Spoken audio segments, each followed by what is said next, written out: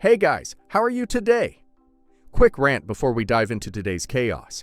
As some of you might have noticed, YouTube's algorithm has decided I'm not special anymore. Shocking, I know. So now if you don't like, comment, or do a little backflip in the algorithm's honor, this video might just vanish into the void, never to be seen again. Seriously though, even a hi or "this is wild" in the comments helps way more than you think. It tells YouTube, hey, people actually like this channel. Maybe don't hide it from everyone. That can really help push my videos out to a wider audience, not just to my subscribers. So if you enjoy these stories and want to support the channel, that's the best way to do it.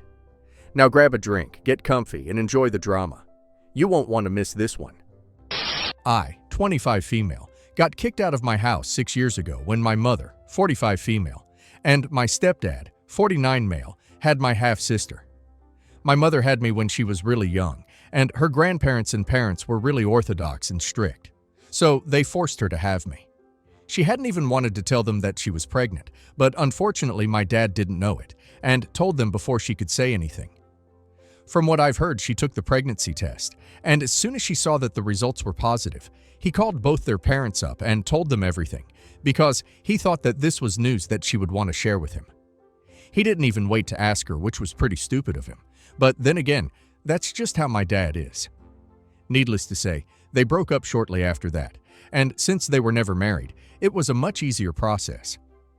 My parents had met each other in college and had been together for a year when they got pregnant, but after this little thing that my dad did, my mom dumped him.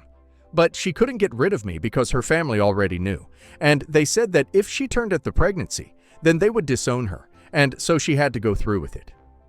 I know the story, because she has told it to me several times, and keeps reminding me how lucky I am to even be alive today, because had it been in her hands, she never would have had me. It is always such a nice thing to hear from your mother. She claims that I am the result of my dad's stupidity, which makes her even more annoyed with me than she usually would, and that's why I've been raised to make myself as invisible as possible. My grandparents and great-grandparents made sure that I was born, but they didn't account for what would happen to me after that. My childhood was rough, to say the least. You guys already know how my mother was, but my dad was no better either. My mom hates me because she didn't want me, and wouldn't have had me, had it not been for family pressure. She also believes that I was the reason she couldn't go further in her career, because she also had to take care of me alongside college and work. Which is fair, I guess, but resenting me just because I was born, and treating me badly as a child, seems a little excessive. Don't get me wrong, I wasn't deprived of anything as a child, because my grandparents were the ones paying for everything, since my dad couldn't afford to pay child support. So I had everything that I wanted, but I still got the feeling that I was nothing more than a burden to my mother. And she never did anything to make me feel otherwise. She never spoke to me kindly, or showed me any affection, and even when I would achieve something, she never celebrated it with me. It was like living with a very cranky older roommate who hated you for no reason and just wanted you to go away as soon as you could. And then on the other hand, there was my father. He was much sweeter and nicer to be around as compared to my mother, but he was just as incompetent as a father, and I'm pretty sure that when I was a kid, he definitely had some drug problems. I couldn't recognize it back then, but now I'm sure that he was a pothead. He would always be doing weird things and saying weird crap to me, but I dismissed it as him trying to be funny for the most part, and didn't think much of it. He would attend all the holidays and my birthdays, and would have dinner with us once a month, but my mother seemed to hate him as well, and I could always hear them fighting about his behavior. My mother didn't want me, but she was stuck with me because her family had decided that my dad wasn't capable enough to take care of me, and honestly, they were not wrong. They had to decide who would raise me for the most part before I was born, and my mother's family made sure that she took the responsibility, and my dad only got to see me on the weekends, but even that would be implemented only after I was a certain age.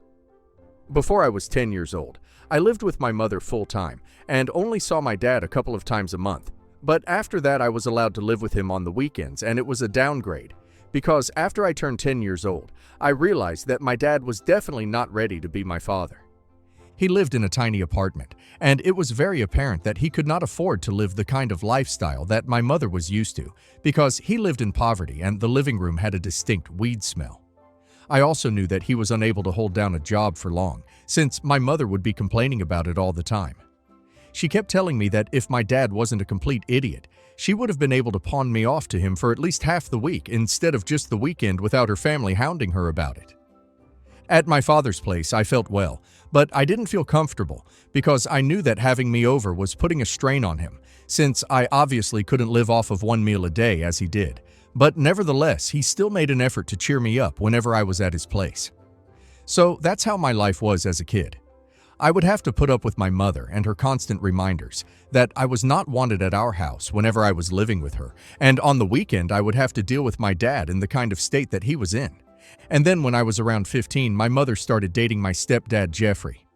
He was not a bad guy, but he was not a good guy. He was simply just indifferent to me, and if I'm being honest, that was just much better than my mother and my dad. He didn't talk to me. I didn't talk to him, and it was all peaceful. Anyway, they were together for a few years, and then when I was 17, they got married. 2 years later, they announced that they were pregnant, and I wasn't really concerned about it because it had nothing to do with me. I was still going on with my life and sticking to my routine as usual, but I had no idea what was about to come. When I was 18, I decided to take a gap year instead of going to college and get some work experience for later. I regret that decision. I should have just gone to college when I had the chance to, because my grandparents were ready to pay for it. But a few months after my 18th birthday, my mother and her parents got into a very bad fight because of some stupid little thing that I don't even remember, and they stopped speaking to each other. This also meant that they stopped sending money for me, and I was on my own, but then thankfully I was working as an intern at the time, so I was getting some money. On my 19th birthday, I started applying to colleges, and my mother was 7 months along at the time. Even then, she didn't tell me anything about what was going to happen when my half-sister was born. However, just a week after my half-sister was born, and my mother had come home from the hospital, she and Jeffrey sat me down and told me that they had something important to tell me. I was kind of taken aback because I couldn't imagine anything that my mother had to say to me that could lead to anything good. Because when they started talking to me, they told me that they needed the rooms in the house, now that my half-sister was born. They were going to hire a full-time nanny, and they needed to give her a room to stay. There was the master bedroom, which my mother and Jeffrey used to stay in. There was my room, and there was a guest room as well. But my mother told me that they were going to repaint the guest room and make it into a nursery, and of course they couldn't let anybody into their own bedroom, so it was about time that I left the house, because I was already 19. And as an adult, I had no reason to be living with my parents still, because it was getting weird and they needed their privacy. I thought that it was quite shocking because even though I was an adult, legally, I still needed a home because I was going to have to come back from college eventually, and then I would need a place to go. I told my mother about it, and she said that whenever I needed to come back, I could just go live with my dad, but that was not possible because at the time my dad had turned into a serious addict. Not only did he have a drug problem, which was bad, even if it was just weird, he had also developed a gambling addiction, and his home was just not the kind of place anybody would want to go to. And I obviously couldn't go live with my grandparents because they were not on speaking terms with my mother, and if they didn't want to speak to my mother, there was no chance that they would want to speak to me, because to them I was just an extension of my mom. This is also the reason why I had never had to worry about money before, because since my grandparents wanted to take care of my mother, they also wanted to take care of me. But once their relationship was over, so was ours, and I knew this because I had tried to get back in touch with them several times, but with no luck. It was bad enough that I was getting kicked out, but I also had to start thinking about how I was going to pay my way through college, because while I was applying, had just assumed that my mother would do it for me. I knew she hated me, but I thought that going to college would mean that I would be away from her and the family, and wouldn't want it to be that. But when she told me that she was kicking me out of the house, I asked her if she would be willing to pay for me to go to college, and she just laughed in my face and said that not only was she kicking me out, but she was also cutting off any ties that she had with me because she had done her time, and now that she was not even in touch with her parents anymore, she had no reason to keep me with her. I was shocked that anyone could be capable of being so cruel, and I ended up crying, but she just made a face and told me that if I was going to cry, she would rather have me do it outside of the house, because I was ruining the vibe of what was supposed to be otherwise happy day. Before that day, I had never said anything to my mother, because I just didn't want to argue with her or waste my own time. But that day, I decided to stand up for myself because I was not going to get kicked out of the house silently. I would go kicking and screaming, but I would let her know exactly what I thought of her. I told her that she was a terrible mother and had always been one, and I was actually glad that I was getting rid of her finally, and that I would share that my life would be much better off without her. To that, she just turned around and told me that she didn't care about any of it, and she just wanted me to leave, because now that she and her husband had a real daughter, she didn't need me anymore, and I was just as unwanted as I was before, if not more. So I broke down once again, and I think it was pretty much the worst day of my life, but I still collected myself a little while later, packed my things, and left the house, never to look back again. Once I had left, I headed straight to my dad's place, and I knew that no matter what state he was in, I was going to correct it and make the best of my situation, because I was not going to let both my parents and their attitude ruin my life. Once I got there, I realized that my dad was in pretty bad shape, and his house was even worse. I couldn't even tell the last time it had been cleaned thoroughly from the looks of it. There was trash all over the floor, and he probably hadn't even showered in a really long time. By then, I knew that he hadn't had a job for almost a year at that point. He was losing money left and right because he had a gambling addiction. He was lucky that his dad had passed away a couple of months ago and had left him a bunch of money which he was now squandering. As soon as I reached, my dad tried to tell me that he was happy to see me, but he was too high to actually say anything. He just smiled at me and thought that it would be enough, but I was not in the mood. I had already been having a very bad day and I just couldn't deal with it anymore. He had a joint that he was smoking, so I walked up to him and I smacked it out of his hands because I was going to make sure that he stood up as a parent and did everything for me that he hadn't been doing for as long as I was alive. I was not going to let his bad habits ruin my life, so I told him that I was here to stay for good because my mother had kicked me out, and now he had to make up for everything that he hadn't done for me and really clean up his act. He thought that I was kidding and tried to pick his joint up off the floor, but that's when I lost my temper and ended up slapping my dad right across the face. I regret it. I shouldn't have done that, but I was losing my mind about my future, and I just lost sight of what was important in that moment. So I ended up doing that, but it didn't lead to anything bad, so I guess it was meant to happen. When I slapped him, I immediately started apologizing, but he was really mad, so he went back into his room and shut the door. There was only one room to begin with, so I decided to stay in the living room. But the next morning, my dad was the one who came to me and asked me what exactly had happened the previous night.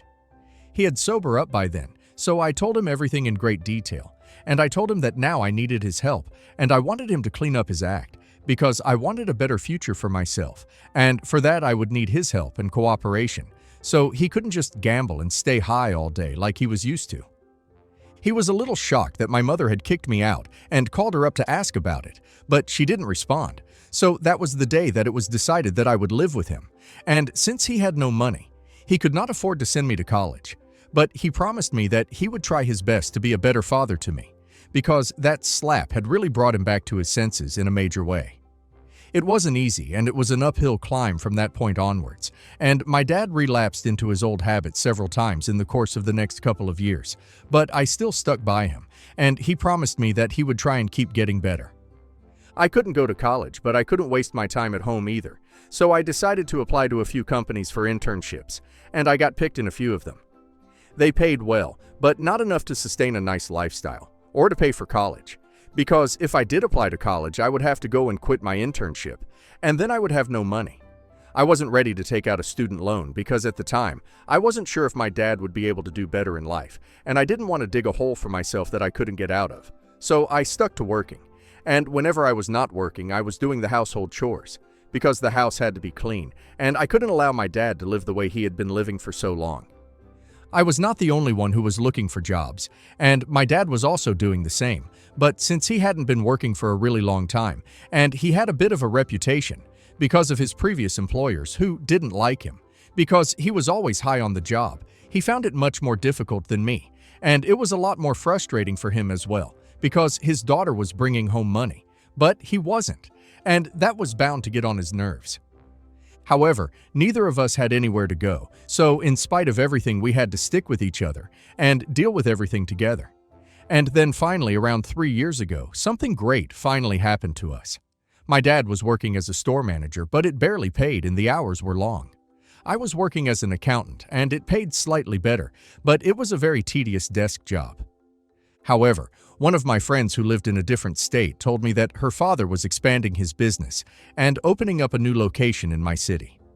This friend of mine, Aggie, had known me since we were in middle school together.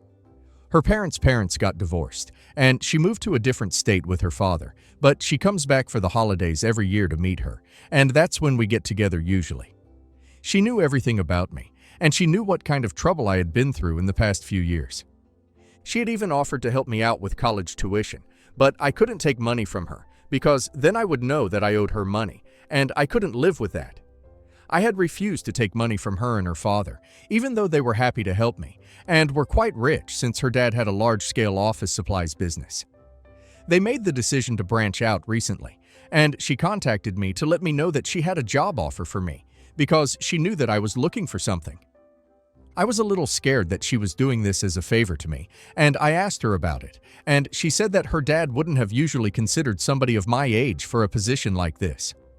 She had talked him into it because she knew that I could do it, and I just had the drive and ambition. She trusted me and knew that I was capable enough to handle it. It was technically a favor, but she reassured me that she also had faith in me, which is why she was doing me this favor. So she asked me to become the corporate liaison for them, and I was happy to accept that position. It came with much better pay, and I would have to work longer hours, but I was glad to do it. I also asked her if she would have an opening for my dad, and given his qualifications and past work experience, they decided to make him the warehouse manager because he had experience in that field, and it worked in that position before. So we were sorted, and that was the first time that something good happened to us.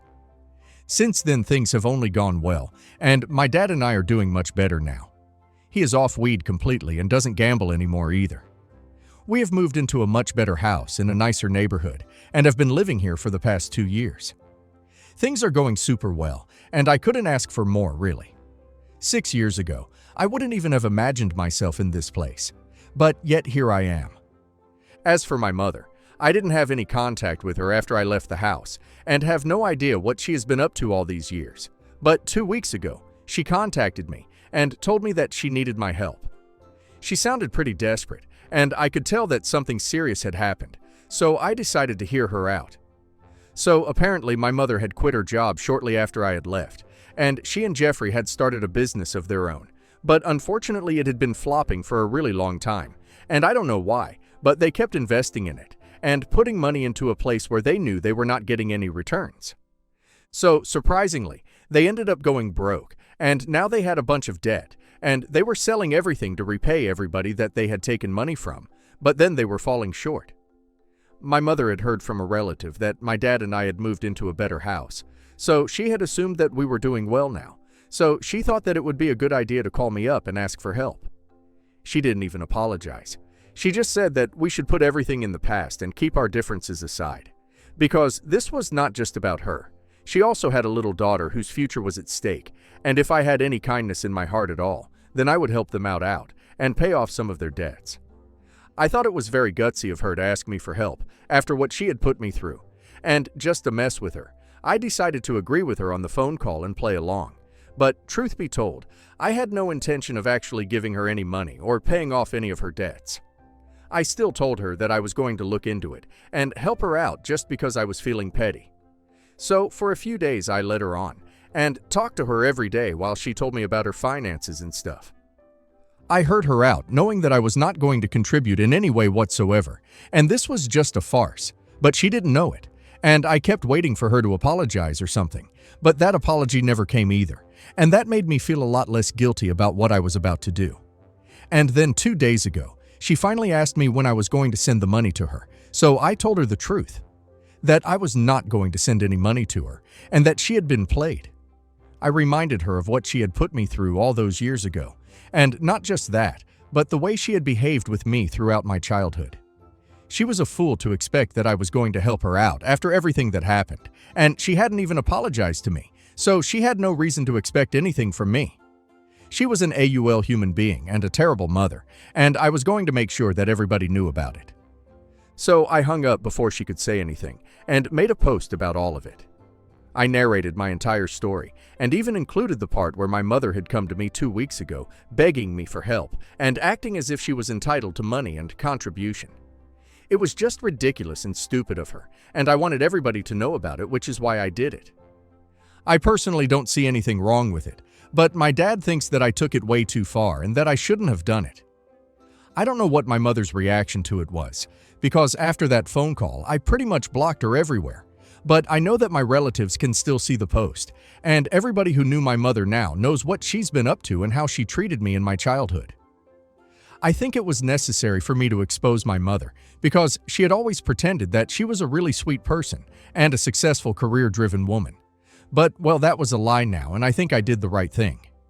But my dad thinks that I shouldn't have said anything to her, and just ignored her the first time that she approached me for help, instead of playing along and stuff. Because that's just cruel, and I'll admit it. It was cruel, but that was the intention behind it. She had been cruel to me all my life. I think this was fair game, and I'm not in a movie. I don't need to do everything right and set an example for other people. I can just do what I want. But anyway, my dad thinks that I took it too far, and now he's insisting that I apologize. So, am I an a-hole for promising my estranged toxic mother that I would help her pay off her debts, but then backing out at the last minute, and then exposing her online? Not the a-hole. OP's mother didn't just make mistakes.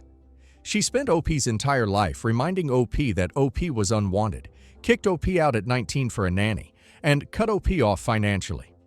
Then she suddenly wanted to put the past aside when she needed money. OP gave her the same energy she gave OP for years. Honestly, that's not cruelty, that's closure. OP owes her nothing. And now let's hear community's opinion. Your dad is uncomfortable because your post exposed how absent he was. He's not actually worried about your mother's feelings. He's reacting to his own guilt. You didn't trick an innocent parent. You tricked someone who abused you, discarded you, and only saw you as a wallet. Your dad wanting you to be the bigger person is about him, not you. The only reason you get even a tiny "everyone sucks here" is because you strung her along instead of just saying no. But honestly, you were reacting to years of trauma.